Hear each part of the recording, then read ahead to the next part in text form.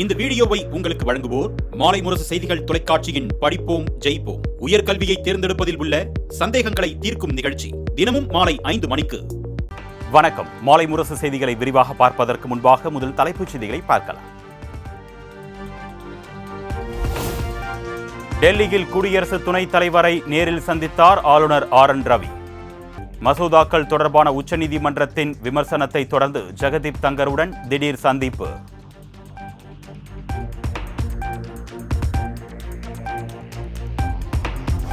கலைஞர் கைவினை திட்டத்தை தொடங்கி வைப்பதற்காக காஞ்சிபுரம் மாவட்டம் குன்றத்தூருக்கு சென்ற முதலமைச்சர் மு.க. ஸ்டாலின் காரில் இருந்து இறங்கி சாலையில் நடந்து சென்று பொதுமக்களை சந்தித்த முதலமைச்சருக்கு உற்சாக வரவேற்பு.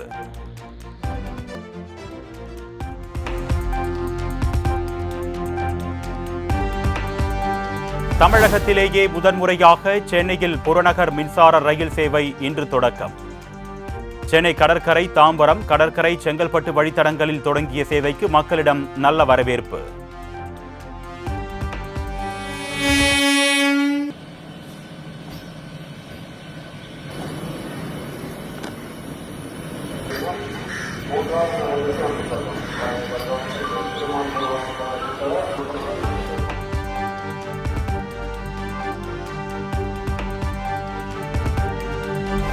சென்னை புறநகர் குளிர்சாதன ரயிலில் குறைந்தபட்ச கட்டணம் 35 நிர்ணயம். கடற்கரை, மாம்பலம் இடையே 40 ரூபாயாகவும், கடற்கரை, செங்கல்பட்டு இடையே 105 ரூபாயாகவும் கட்டணம் நிர்ணயம்.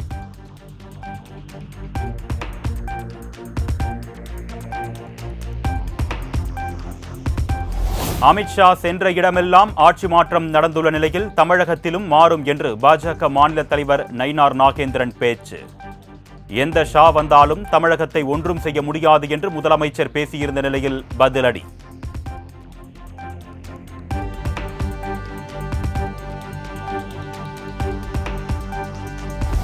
உச்சநீதிமன்றத்தின் தீர்ப்பு ஜனநாயக விரோத சக்திகளை உலுக்கியுள்ளதாக முதலமைச்சர் மு.க. ஸ்டாலின் எக்ஸ் தளத்தில் பதிவு. எவ்வளவு பெரியவராக இருந்தாலும் சட்டத்திற்கு மேலானவர் இல்லை என்றும் திட்டவட்டம்.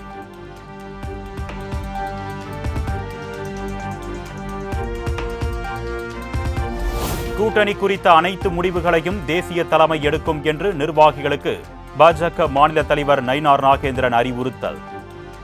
யாரும் கூட்டணி மற்றும் எதிர்கால ஆட்சி குறித்த கருத்தாக்கங்களை பதிவு செய்யக்கூடாது என்றும் அறிக்கை.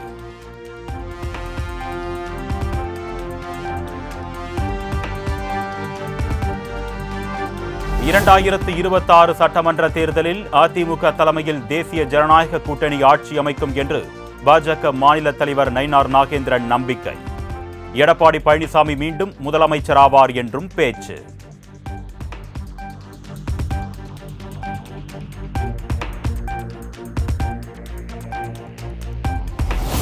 ஈரோடு மாவட்டம் கோபிச்செட்டிப்பாளையத்தில் நடைபெற்ற அதிமுக கண்டன ஆர்ப்பாட்டத்தில் இபிஎஸ்ஐ பாராட்டிய செங்கோட்டையன்.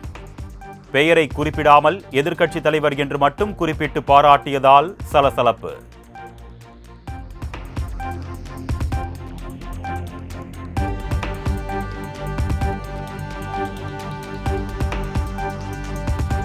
விருதுநகர் மாவட்டம் காரியாபட்டியில் இருந்து ஆத்திக்குளம் வழியாக திருச்சுழி வரை புதிய வழித்தடத்தில் பேருந்து சேவை தொடக்கம். பள்ளி சென்று வர சிரமமாக இருப்பதால் பேருந்து சேவை வேண்டும் என்ற மாணவனின் கோரிக்கையை நிறைவேற்றி வைத்தார் நிதியமைச்சர் தங்கம் தென்னரசு.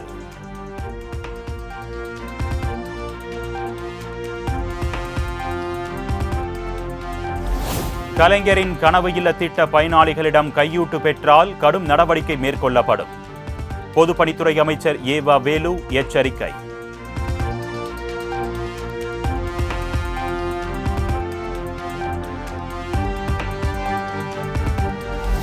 அமைச்சர் பொன்முடி விவகாரம் தொடர்பாக வரும் திங்கட்கிழமை பாஜக மகளிர் அணி சார்பில் போராட்டம். தமிழ்நாடு பாஜக தலைவர் நயினார் நாகேந்திரன் அறிவிப்பு.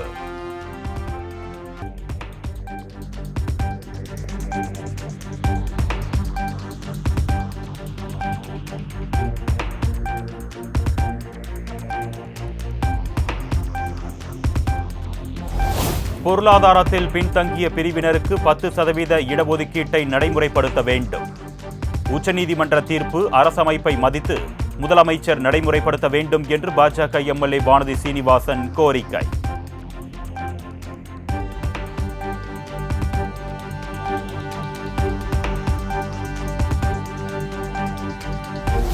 நடிகையும் பாஜக நிர்வாகியுமான குஷ்புவின் எக்ஸ் தள கணக்கு முடக்கம். தனது இமெயில் முகவரியை ஹேக்கர்கள் மாற்றியிருப்பதாக குஷ்பு புகார்.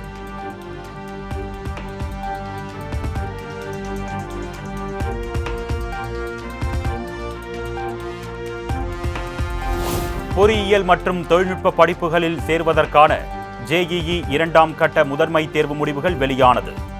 24 மாணவர்கள் 100% மதிப்பெண். தமிழக அளவில் பிரதீஷ் காந்தி என்ற மாணவர் முதலிடம் பிடித்து அசத்தல்.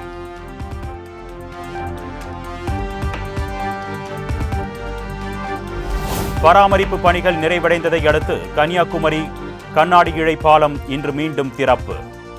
விவேகானந்தர் பாறை திருவள்ளுவர் சிலையை இணைக்கும் பாலத்தில் சுற்றுலா பயணிகள் அனுமதிக்கப்படுவார்கள் என்று ஆட்சியர் அறிவிப்பு.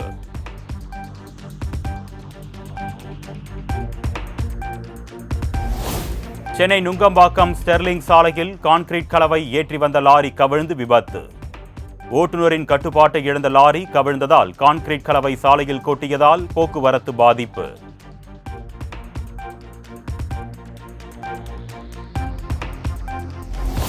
சென்னை கத்திப்பாரா மேம்பாலத்தில் மது போதையில் காரை ஓட்டி விபத்தை ஏற்படுத்திய நடிகர் பாபி சிம்ஹாவின் ஓட்டுநர். பெண் உட்பட 3 பேர் காயமடைந்த விபத்திற்கு காரணமான புஷ்பராஜ் என்பவரிடம் போலீசார் விசாரணை.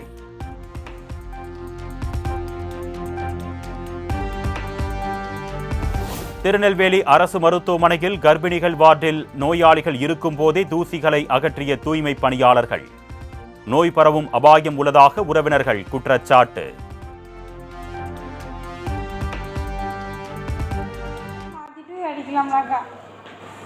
அந்த பக்கம் ஃபுல்லாக பேஷண்ட் இருக்குல்ல, டெய்லி இதில் பேஷண்ட் இருந்துகிட்டே இருக்கும். டெய்லி ஒட்டு அடிப்பீங்களா? டெய்லி அடிக்க முடியல, வாரத்தில் ஒரு நாள் லேசாக தட்டி தான் விட்டாகும்.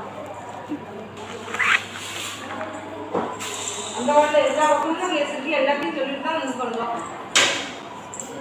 லேசை ஃபுல்லாக வச்சு லேசாக எடுக்கணும்.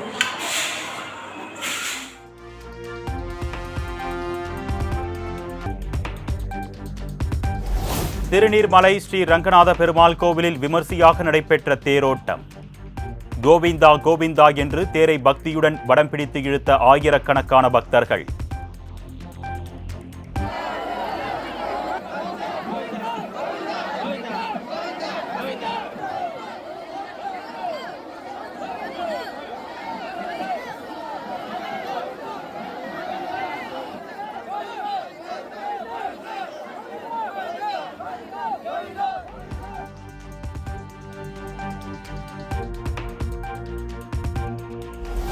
டெல்லி முஸ்தபாபாத் பகுதியில் அடுக்குமாடி குடியிருப்பு தரைமட்டமான விபத்தில் 4 பேர் உயிரிழப்பு.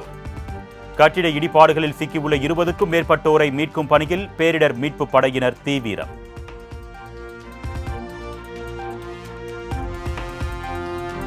பிரேசிலில் நடைபெற்ற பிரிக்ஸ் நாடுகளின் விவசாயத்துறை அமைச்சர்கள் சந்திப்பில் மத்திய விவசாயத்துறை அமைச்சர் சிவராஜ் சிங் சௌஹான் பங்கேற்பு.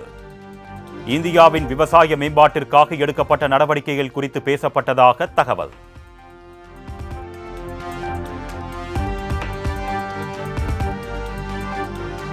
மே மாதத்தில் சர்வதேச விண்வெளி ஆய்வு மையம் செல்கிறார் இந்திய விண்வெளி வீரர் சுபான்ஷு சுக்லா. மத்திய அறிவியல் தொழில்நுட்பத்துறை அமைச்சர் ஜிதேந்திர சிங் தகவல்.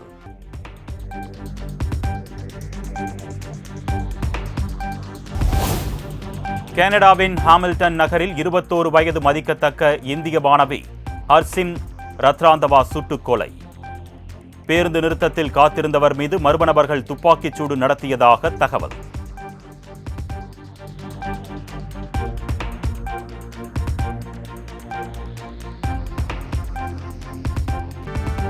IPL தொடரின் 34வது லீக் போட்டியில் பெங்களூருவை வீழ்த்தியது பஞ்சாப் கிங்ஸ் அணி. மழை காரணமாக போட்டி 14 ஓவராக குறைக்கப்பட்ட நிலையில் 5 விக்கெட் வித்தியாசத்தில் பஞ்சாப் வெற்றி.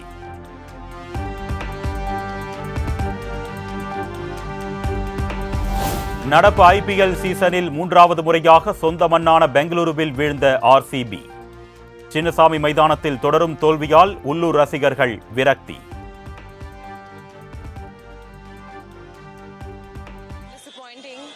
This is the third game we're losing, but and it was not as entertaining as we'd wish it was, but I mean, what can we say? We still love RCB for some reason. Waited for a long time. Yeah, for a very long time. Yeah.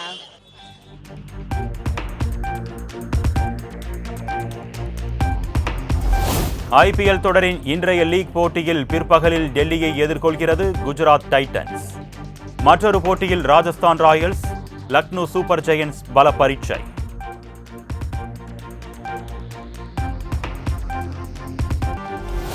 புகழ்பெற்ற ஷீரடி சாய்பாபா கோவிலில் நடிகை ஷில்பா ஷெட்டி குடும்பத்துடன் சாமி தரிசனம்.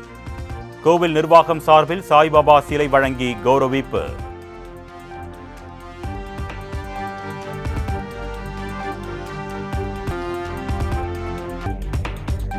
Belgium நாட்டில் நடைபெற்ற car பந்தயத்தின் போது மீண்டும் விபத்தில் சிக்கிய நடிகர் அஜித். கண்ணிமைக்கும் நேரத்தில் நிகழ்ந்த விபத்தில் நல்வாய்ப்பாக உயிர் தப்பிய நடிகர் அஜித் குமார்.